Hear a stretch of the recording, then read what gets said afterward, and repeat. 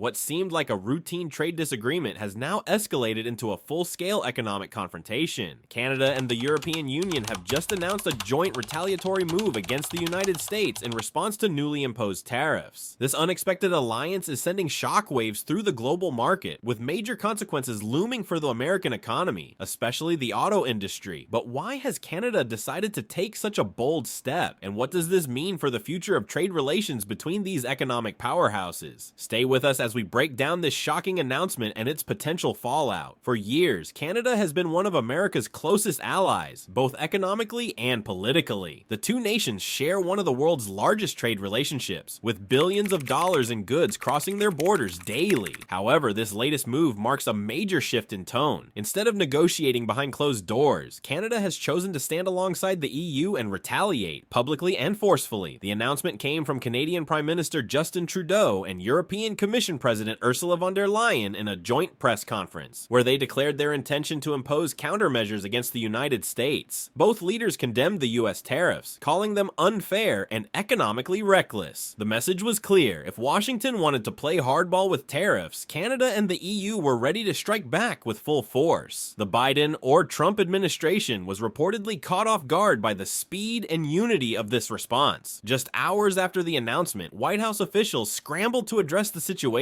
with some calling for emergency trade discussions. Several prominent American politicians took to social media, warning that this retaliation could lead to a full-scale trade war, one that the US auto industry, already struggling with supply chain disruptions, might not survive. Meanwhile, Wall Street reacted swiftly. The stock prices of major US automakers, including General Motors and Ford, saw immediate declines as investors feared higher costs and potential losses in key markets like Canada and Europe. Why this move is so shocking? There are three main reasons why Canada's decision to retaliate is making headlines worldwide. Canada has historically taken a more diplomatic approach when dealing with US trade disputes. Unlike previous tensions, this time, Ottawa has chosen a confrontational stance, one that could strain relations for years to come. Coordinated attack. While the EU has had its own trade disputes with the US, the fact that Canada, a longtime US ally, is now standing with Europe makes this retaliation more powerful and difficult to ignore.